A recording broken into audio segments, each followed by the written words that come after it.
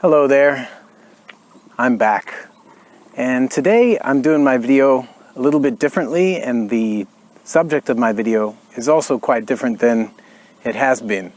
I thought I would take a break from talking about Chinese characters to talk about English, and more specifically, I thought I would talk about the brief history of English and where English is going, the path that English is on. And actually, that path that it is probably on is the path that it has been on for a very long time. By the way, in case you're curious where I am, I'm not too far away from my house, close to the mountains. I would go in the mountains, but I'm simply too pale to handle the sun, which is why I'm here under this lovely tree. I've been thinking about this for years because I've been away from America and teaching English. I taught in Korea for 3 years, and I lived in China and studied Chinese in China, and now I live in Taiwan, and I also teach English here too. I teach like English for specific purposes, or I teach subjects in English, in other words. But yeah, the English teaching industry is huge all over Asia. And I'm kind of jumping ahead of myself. So I just want to talk briefly about the history because I think it's really fascinating. So the origin of English dates way, way, way back. I couldn't tell you what century, but if I had to guess, it'd be like the 4th or 5th century AD.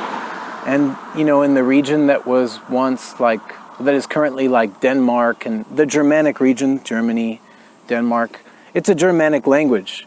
And so there's, all languages can be traced back to ancestor languages and, like Proto-Indo-European. And so eventually there was a region of Germanic that spoke these languages called the Germanic Languages.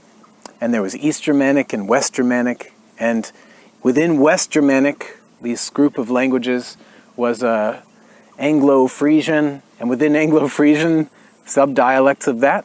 And then you have this one dialect called Anglo-Saxon, which is also referred to as Old English, because that's where English came from. And then that evolved into, Middle English. So if you read, works of Chaucer, you'll be reading it in its original form. It is in Middle English. And then we have what is now today modern English. Well, I want to illustrate, I want to talk about how we got there, because I think that gives us hints. People say learn from history because it'll show you, how to avoid the same mistakes. And we can actually learn a lot through history and what will potentially happen in the future from looking at history. So that's why I'm kind of looking at the stages that English went through to get to where it is now, our modern version of English. So it went through a lot of influential changes from Norman French and from Celtic languages and Scandinavian languages. So I'll give you a very small example of what changes happened and how you can kind of tell that a word in modern English may not be from Anglo-Saxon English. So a word like give, for example, is from Old English. A lot of original Old English words have like irregular verbs. So that's one way you can tell whether a verb has its roots in a Germanic language. So give, gave, given. There's different forms for past tense and past participle. And this shows you, this is a hint that it's from a language that is not a Latin-based language. So we say give in English, modern English, but we also say receive, the other end of giving, receive. And that verb is not an Old English verb. The past tense of receive is received. And if you just look up etymology for any of these words, you can see that it's well documented and they trace the roots back to Latin and Norman French. So there's an example of a word that give has its base in Old English, and then receive has its base in Norman French. So there's a word that was adopted into our language. The reason why I'm mentioning this, I just mentioned before, is I want to kind of give examples of how other languages are being influenced by English through borrowed words. This is pretty well known and pretty easy to figure out, and I will do a separate video on borrowed words. But you know, in Taiwan, in Taiwanese, people say auto bike, which is, you know, a motorbike, a moped, and they got that from the Japanese, who borrowed it from English, probably post World War II. So there's an example of how, you know, words change and languages change, and that's why I was talking about that example of Anglo-Saxon word give and the word receive, which is Norman French and borrowed. So that happens a lot. What's amazing about like the fact that English is a dialect of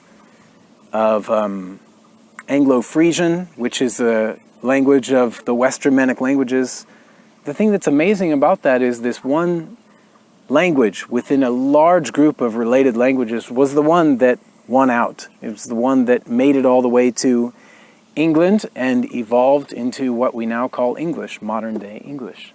That's pretty amazing. It's just, you know, one language. And originally in England it was only you know, after 1066 the Normans came and they started speaking French and they tried to push it on people, and English was kept alive. So it really struggled to get where it is today, and parts of it didn't survive, obviously. Now it's a different language than what it used to be.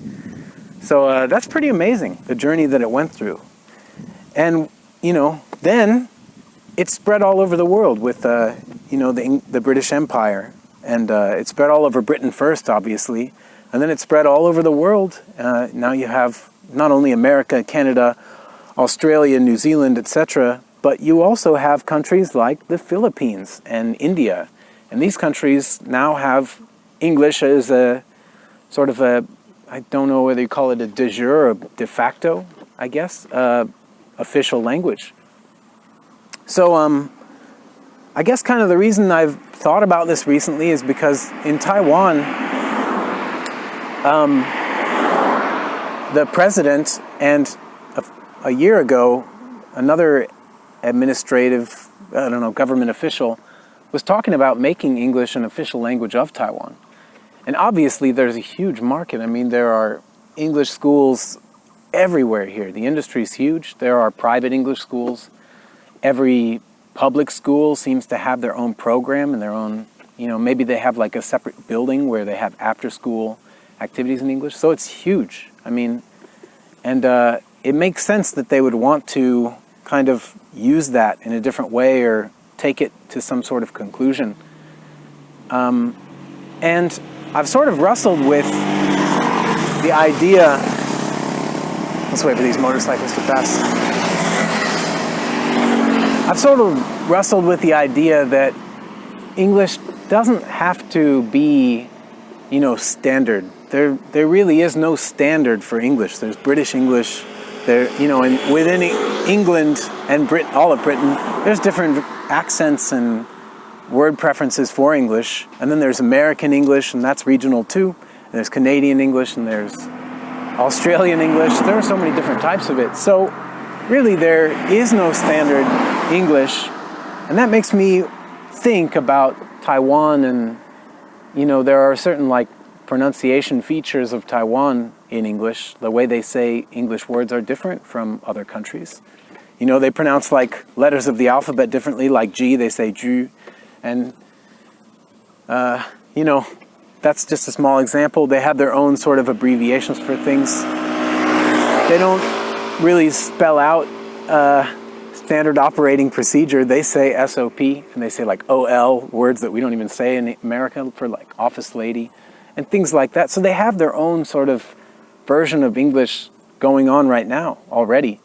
And I was thinking, if they were to make English an official language, and they were successful in getting communities and groups of people to speak it outside of these educational institutions, would it be possible that we'd have like another, you know, creolized version of English, just like we do in the Philippines and just like we do in India.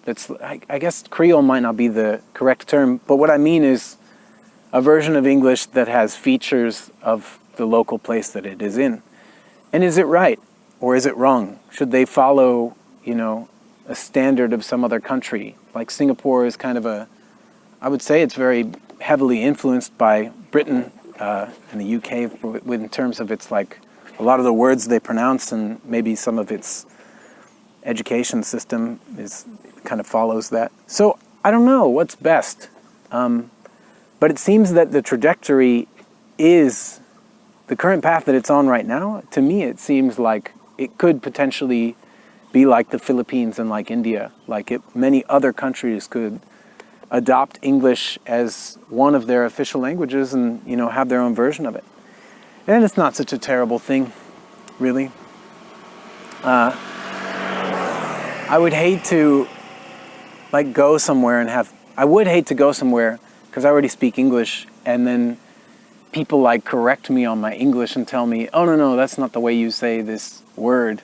I've had Korean kids do that. The Korean kids thought U-turn was a Korean term, and they would correct me on saying it, and I would say, no kids, it's English. I'm going to say U-turn because that's what we say in America, but they just didn't know.